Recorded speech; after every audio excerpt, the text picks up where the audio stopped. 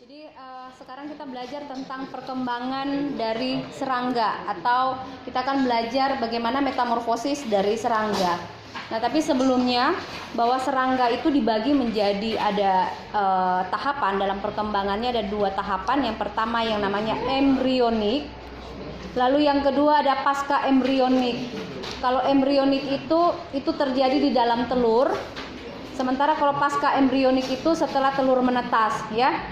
Nah, kalau embrionik itu ada tahapan namanya ovipar, ada ovovivipar, dan ada vivipar. Nah, cara perkembangbiakannya adalah secara seksual maupun secara partogenesis atau bertelur tanpa dibuahi. Jadi biasanya serangga betina tanpa perkawinan dengan serangga jantan bisa menghasilkan telur. Itu yang namanya partenogenesis, ya. Lalu kalau pasca embrionik itu telur menetas, maka akan masuk pada tahapan serangga muda, ya, atau mengalami serangkaian perubahan bentuk ukuran yang disebut dengan metamorfosis, kemudian nantinya akan menjadi serangga dewasa. Nah, untuk metamorfosis itu dibagi menjadi ada yang namanya ametabola. Metabola itu tanpa metamorfosis, ya. Jadi contohnya itu dari Ordotisenoptera atau kutu buku. Pernah lihat kutu buku? Nah, kutu buku tidak mengalami yang namanya metamorfosis, ya, atau dikatakan ametabola. Lalu yang paurametabola, yang kedua. Paurametabola ini contohnya dari Ordohemiptera, ya. Jadi paurametabola ini adalah dari bentuk dari telur kemudian nanti akan berubah menjadi anak serangga yang disebut dengan naik, ya, kalau tidak salah, ya, naik. Jadi dia menjadi pradewasa telur, kemudian dia menjadi serangga pradewasa. Jadi tidak ada, kalau pada metamorfosis sempurna ada fase larva dan seterusnya. Kalau ini tidak, jadi kayak dari telur kemudian dia menjadi naik, kemudian nantinya menjadi serangga dewasa, ya.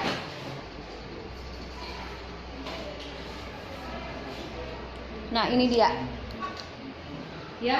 Ini dari Ordotisenoptera, ya, dari guide, ya, dibaca ya, guide, ya. Jadi dari telur dia nanti menjadi seperti ini, lalu ini, dan ini menjadi yang dewasa, ya. Nah, kemudian yang paurametabola,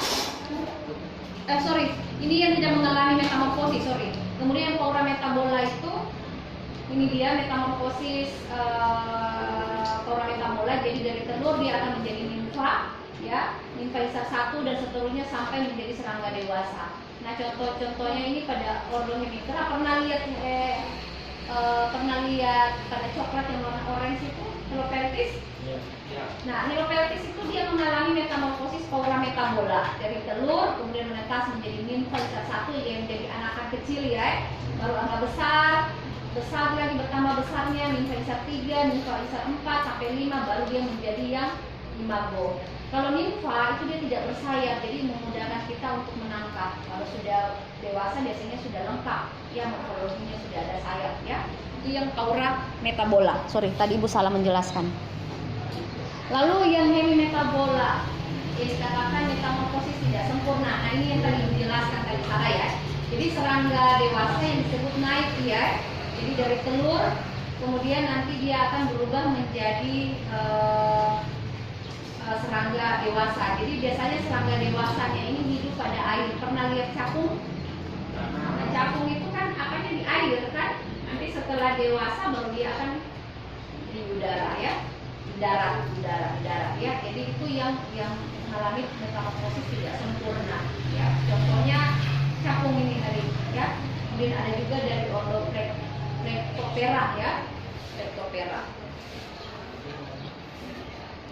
Nah, ini dia contohnya. Jadi kalau di air ini dia telur, kemudian dia menetas di sini, nanti setelah dewasa menjadi naik baru dia akan ada di darat. Nah, yang terakhir adalah holometabola. Yang ini dikatakan metamorfosis sempurna, ya. Jadi kalau di lapangan kalian misalnya menemukan menunjukkan ada telur, ada bagian tanaman, lalu ada ulat, pernah lihat ulat tuh larva, ulat, ada ulat, lalu ada pupa. Pupa ini adalah fase istirahatnya sebelum dia menjadi serangga dewasa atau imago. Ini dikatakan metamorfosis sempurna. Contohnya pernah lihat kupu-kupu? Nah, kupu-kupu itu metamorfosis sempurna dari telur, larva, kepompong atau pupa, baru menjadi imago atau kupu-kupu dewasa ya. Nah, ini dia. Jadi serangga itu kalau tadi Ibu sampaikan bahwa metamorfosisnya ada 4 yang tidak mengalami metamorfosis, kayak kupu-kupu dari Orotisomyptera, kemudian Paura metabola yang telur kemudian menjadi nimfa baru serangga dewasa. Setelah itu yang hemimetabola yaitu tidak sempurna, contohnya pada capung. Lalu yang holometabola yaitu serangga yang mengalami metamorfosis, yaitu dari telur, ulat, pupa dan imago ya. Nah, contoh-contohnya dari Orodiptera, Lepidoptera yang tadi kupu-kupu, mengat, Coleoptera, kumbang, Hymenoptera, itu ada semut, lembah dan sebagainya. Ini contoh-contohnya ya. Nah, ini yang tadi sampaikan metamorfosis sempurna atau holometabola, ini telur, dia menjadi ulat, baru dia menjadi pupa, setelah itu menjadi serangga dewasa.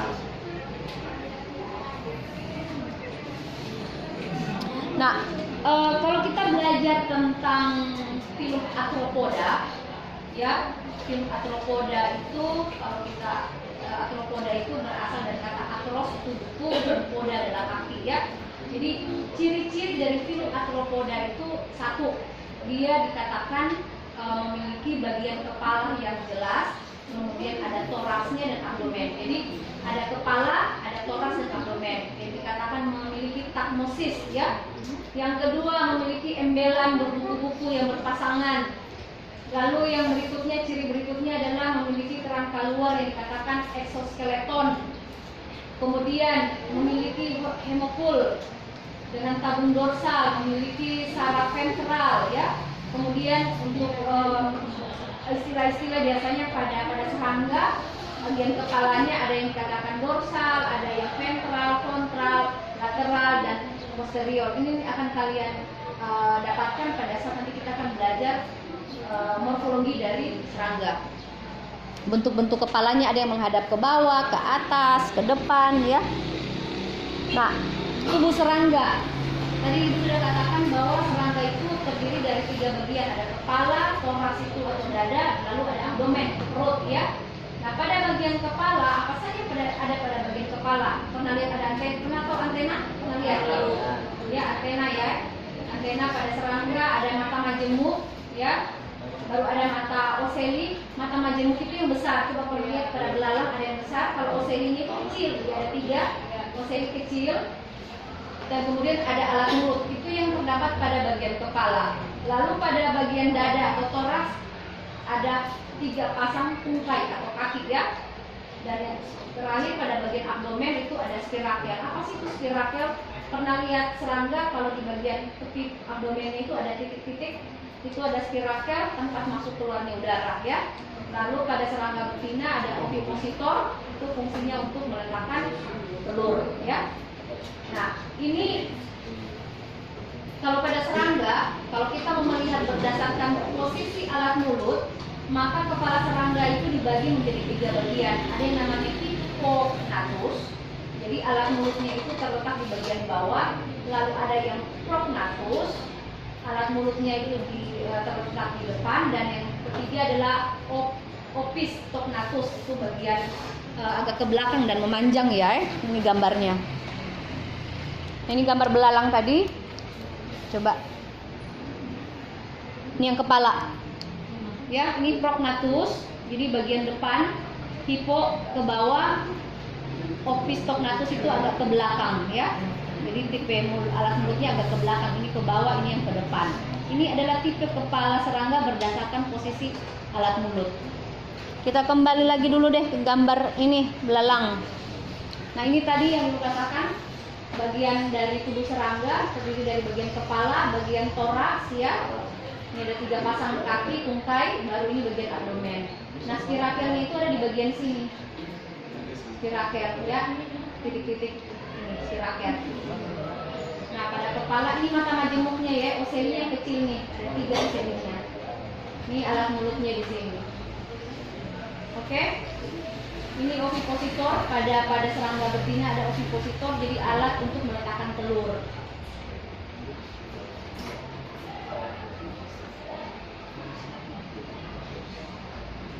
Nah, kita lanjut ke tipe alat mulut serangga. Jadi berdasarkan cara makannya atau fungsi dari tipe alat mulut serangga, maka alat mulut serangga ini dibagi menjadi beberapa. Ada beberapa tipe. Yang pertama adalah mandibulata. Nah, mandibulata ini adalah serangga yang alat mulutnya menggigit mengunyah. Nah, kalau kalian ke lapangan, ke tanaman pertanian, kalau lihat ada daunnya bolong-bolong, buahnya bolong-bolong, dengan cara digigit, berarti ini adalah serangga dengan tipe mulut menggigit mengunyah. Ya. Nah, contohnya dari Ordootoptera, pernah lihat belalang? Ya, belalang. Coba lihat kalau tanaman serang belalang bagaimana? Habis daunnya toh, Ya. menggigit mengunyah. Lalu ada yang tipe mulut Haustelata atau alat mulut menusuk, mengisap, meraut, mengisap. Ya, contohnya Hemiptera. Ya, jadi dia menusuk, baru dia mengisap. Contohnya apa coba? Hemiptera. Dia, lalat itu dia meraut, mengisap. Menusuk, mengisap. Ada juga kayak kepik-kepik itu, kepik. Pernah lihat serangga yang gepeng? Oh ya. Kepik, dia menusuk, mengisap. Ya, dari Ordo Hemiptera. Pernah lihat padi yang walang sangit? Pernah lihat walang sangit? Nah, tipe mulutnya menusuk, mengisap. Karena dia menusuk pada bulir yang masuk tusuk, dia isap. Dia tusuk baru isap. Ya, makanya biasa kalau kesan walang sangit bulirnya hampa ya, karena diisap oleh walang sangit. Nah, lalu tris juga contoh adalah serangga yang meraut mengisap ya. Nah, kemudian yang tipe mulut khusus, jadi ada yang mengait mengisap. Nah, ini lalat ya, lalat yang mengait mengisap dia akan mengait baru dia isap. Kalau meraut tadi itu ya tris ya. Oke, ini yang meraut mengait mengisap. Nah, ini contoh kalau menggigit mengunyah ya pada belalang tadi. Ini yang menusuk mengisap, contoh tipe mulutnya seperti ini. Jadi styletnya seperti ini. Ini yang masuk, kemudian nanti dia mengisap cairannya ya. Ini juga menusuk mengisap ya. Ya. Contoh menusuk mengisap. Jadi model styletnya mulutnya seperti ini. Dia ada seperti jarum begini untuk masuk menusuk ke bagian tanaman dan mengisap cairan. Oke, lanjut. Bagaimana kerusakan tanaman yang ditimbulkan kalau tipe mulutnya menggigit mengunyah, menusuk mengisap, meraut mengisap, dan mengait mengisap? Kalau menggigit mengunyah ada sobekan pada daun, tadi yang sudah Ibu sampaikan. Lalu ada lubang pada daun atau gerekan pada buah, batang, dan akar. Ini adalah tipe menggigit mengunyah. Menusuk mengisap pasti akan ada bintik-bintik pada daun, ya, ada bercak-bercak klorosis, ada mati pucuk ya, atau perut itu kalau menusuk mengisap. Lalu meraut mengisap, ada goresan-goresan putih kekerakan pada daun, permukaan daun atau pada bunga. Ini biasanya pada kacang-kacangan, pernah lihat pada daun kacang ada alur-alur warna keperakan kayak garis. Ini adalah tipe mulut meraut mengisap. Pada kacang pernah lihat daunnya kan hijau, bisa ada keperakan bergaris-garis, itu tipe mulut serangga yang meraut mengisap. Lalu mengait mengisap itu biasanya seperti busuk buah ya. Kalau busuk buah, pernah lihat buah mangga terserang lalat buah? Apa kalau coba lihat kalau busuk pada mangga? Busuk toh? Dia membusuk dan hancur. Itu gejala kalau mengait mengisap ya. Begitu juga pada cabai dia busuk begitu lalu ada ulat di dalam ya. Itu kalau mengait mengisap untuk diterap ya. Nah, klasifikasi serangga ini susunan taxonnya. Mana yang paling kecil, mana yang paling besar? Mana yang paling kecil? Bukan paling spesies kecil ya. Ini adalah dunia kingdom itu atau dunia animalia, filumnya Arthropoda, kelasnya Insecta, ordonya tergantung apa? Misalnya Orthoptera, Coleoptera, Hemiptera. Kalau famili pakai Aeirapidae, lalu ada genusnya dan terakhir adalah spesies. Nah, kalau bicara klasifikasi itu ada nama ilmiah dan ada nama umum. Nama ilmiah itu macam tadi Bu bilang di lapan kataloges, ya. Itu kalau itu nama ilmiah. Jadi nama nama yang diberikan berdasarkan International Code of Zoology Nomenclature, ya. Ya, itu kalau nama ilmiah. Kalau nama umum itu nama di sini. Kalau di Manado, kalau belalang namanya boto-boto. Tapi kalau di sini apa ya? Belalang ya. Jadi ada nama daerah, nama lokal. Kalau walang sangit di sini dibilang ongo apa? Ongo. Nah, itu adalah nama umum, ya. Oke. Atau nama misalnya dikenal walang sangit gitu, ya itu nama umum. Ya, jadi dalam pemberian nama ada dua, nama ilmiah dan juga nama umum. Nah, sekarang ordo serangga yang menjadi hama. Jadi ordo apa saja dari serangga yang masuk di dalam kategori kelompok hama. Ada ordo Orthoptera, ya, ada ordo Physeoptera. Kalau rayap dikatakan hama, kenapa dikatakan hama? Kalau rayap merusak kayu. ya, dia merusak, ya. Biasa juga akar, ya, akar tanaman dirusak oleh rayap. Lalu ada Thysanoptera, thrips. Hemiptera itu kepik, Homoptera itu tadi wereng kutu-kutuan dia, Lepidoptera mengelat kuku-kuku, Coleoptera kumbang, Diptera lalat nyamuk. Nah, ada 8 ordo dari serangga yang dikatakan punya potensi menjadi hama. Ingat ya? Hah? Thrips, dia serangga. Dia biasanya banyak di beringin-beringin, thrips itu ada. Dia rumbai-rumbai, jadi serangga itu dia punya sayap itu berumbai-rumbai. Thrips namanya. Dia kecil. Serangga juga tapi dia berumbai-rumbai sayapnya. Ya. Nah, ini contoh. Ini kalau dia mau proses sempurna ya, dia masuk fase larva. Nah, biasanya serangga yang cenderung paling banyak menyebabkan merusak tanaman yaitu pada fase larva. Ada juga pada fase imago, misalnya kayak kumbang suka makan kayu, tetapi kerusakannya tidak sebesar kalau dia pada fase larva ini. Yang paling banyak merusak kan pada fase larva sebenarnya, ya kan? Sama dengan kupu-kupu. Kalau dia sudah jadi kupu-kupu dia tidak merusak tanaman, justru membantu penyembuhan. Tetapi kupu-kupu dia bersifat sebagai hama pada fase larva, fase ulat, ya. Nah, ini yang kelompok Hemiptera, kepik. Ini Ibu bilang serangga gepeng, kelak. Dia tipe mulutnya menusuk, mengisap, ya. Nah, ini yang kutu-kutuan. Ini dari Homoptera. Kutu-kutuan ya. Biasa kalau ada kutu-kutu kayak ini, kayak kutu putih, pasti akan ada semut. Dia selalu berasosiasi dengan semut karena semut membutuhkan madunya, kutu putih membutuhkan perlindungan dari serangan predator. Jadi ada perlindungan dari semut. Mutualisme yang dibangun antara kutu putih, begitu juga dengan ini apis, ya. Ini apis ini, ya. Kemudian, jadi kalau ditanya yang kepik kutu-kutuan ini dia, ya. Hemiptera ini Hemiptera, ini kutuan ini, kutu. Ini yang Coleoptera. Coleoptera coba perhatikan, ini kumbang. Jadi kalau kumbang, Coleoptera itu ciri khasnya dia punya sayap itu agak keras. Jadi dia serangga kalau punya sayap seperti ini itu adalah kelompok Coleoptera.